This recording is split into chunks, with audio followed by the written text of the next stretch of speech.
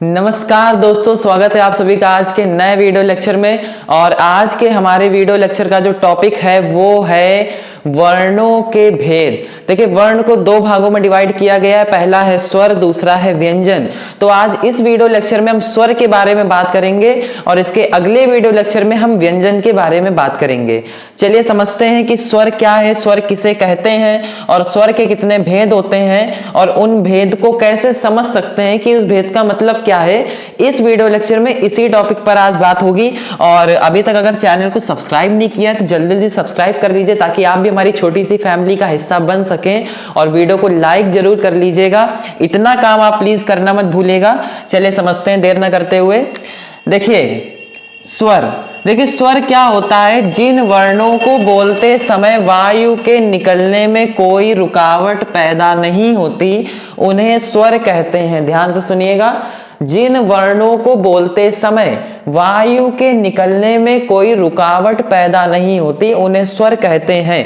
देखिए, सीधी सीधी बात में समझ लीजिए कि स्वर वो होते हैं जो बोलने के लिए क्या होते हैं, स्वतंत्र होते हैं। ठीक है, क्या होते हैं, जो बोलने के लिए स्वतंत्र होते हैं। ठीक है, ये बाध्य नहीं होते हैं। यानी कि कहने का मतलब है जिन वर्णों को बोलते समय वायु के निकलने में कोई रुकावट नहीं होती, मतलब डायरेक्ट स्वतंत्र है। ठीक है, इंडिपेंडेंट है बोलने के लिए, तो उन्हें ही हम क्या कहते हैं, उन्हें हम स्वर कहते हैं। अब स्वर होते कितने हैं, तो हिंदी वर्णमाला में जो स्वर हैं उनकी संख्या है 11। ठीक है, हिंदी वर्णमाला में जो आपके स्वरों की संख्या है वो कितनी है, 11 है। ठीक है, 11 कैसे है, आ से अ तक, आ से अ तक जितने भी वर्ण हैं आपके वो आपके क्या हैं, स्वर हैं। ठीक है, यानी कि आ ई ई उ री ए ऐ ओ औ। ठीक है, ये जो 11 हो गए ये आपके क्या है, स्वर हैं और ये बोले जाने के लिए स्वतंत्र हैं और इनको बोलने के लिए जो मुख से वायु निकलती है उसमें रुकावट नहीं होती, स्वतंत्र होती। ठीक है, जैसे आपने बोला आ तो डायरेक्ट वायु निकल ली, रुक नहीं रही है। तो यही पहचान होती है कि आप वर्ण को कैसे पहचान सकते हैं कि ये वर्ण स्वर है या व्यंजन है। इसके अगले वीडियो लेक्चर में हम व्यंजन के बारे में भी बात करेंगे। तो अब इसके भेद की बात कर लेते हैं कि स्वर के कितने भेद होते हैं, 3 भेद होते हैं। कितने भेद होते हैं, 3 भेद होते हैं। स्वर के 3 भेद हैं। कौन कौन से होते हैं, देखिए यहां पर जो पहला आ रहा है निकल के वो आ रहा है ह्रस्व स्वर।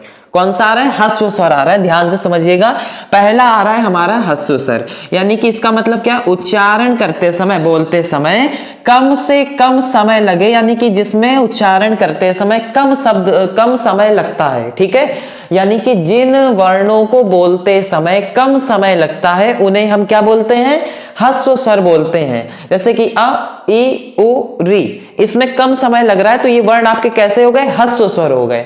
इसके बाद में जो हमारा सेकंड नंबर निकल के आ रहा है, जो हमारा सेकंड नंबर निकल के आ रहा है वो आ रहा है दीर्घ स्वर। दीर्घ स्वर क्या होता है, उच्चारण में दुगना। अब किससे दुगना, किससे दुगना, ह्रस्व स्वर से दुगना। ठीक है, उच्चारण में ह्रस्व स्वर, ठीक है, ह्रस्व स्वर बोलने में जितना समय लगता है उसका दुगना समय लगता है, उसे हम कहते हैं दीर्घ स्वर। उसे हम क्या कहते हैं, दीर्घ स्वर कहते हैं। अब जैसे यहां पर आ था तो आ, लेकिन अब जो आपका ये जो दीर्घ स्वर हो गया इसमें आपका क्या, ह्रस्व स्वर से दुगना समय लगेगा, तो आ और ये हो जाएगा आ। ठीक है, यानी कि आ देर तक निकल रहा है। ठीक है, क्योंकि बड़ा आ। तो इतनी बात आपको आ गई समझ में, डिफरेंस आ गया समझ में कि ह्रस्व स्वर से जब दुगना समय लगे तो वो स्वर हमारा दीर्घ स्वर कहलाता है। अब जो हमारा थर्ड नंबर निकल के आ रहा है वो है प्लूट स्वर। कौन सा स्वर है, प्लूट स्वर है। उच्चारण में 3 गुना, यहां पर ध्यान दीजिएगा 3 गुना की बात हो रही। किसका 3 गुना, इसमें भी आपका ह्रस्व स्वर का 3 गुना। ठीक है, यानी कि जब उच्चारण करते समय ह्रस्व स्वर को बोलने में जितना समय लगता है उसका 3 गुना समय लगे तो उसे हम कहते हैं प्लूट स्वर। क्या कहते हैं, प्लूट स्वर। यहां पर इसका एग्जाम्पल भी लिखा हुआ है, जैसे ओ म। ठीक है, यहां पर देखे 3, तो इसमें जो ये बीच में लगा हुआ है ये आपका क्या है, यही आपका प्लूट स्वर में आ जाता है। तो आशा करते हैं कि ये वीडियो लेक्चर आपको समझ में आया होगा और स्वर से रिलेटेड जितने भी आपके डाउट होंगे वो सारे आपके क्लियर हो गए होंगे। धन्यवाद, मिलते हैं ऐसे ही और मजेदार इंपॉर्टेंट वीडियो के साथ। और चैनल को सब्सक्राइब जरूर कर लीजिएगा, तब आगे बढ़िएगा और हमारे चैनल में बने रहिएगा। धन्यवाद।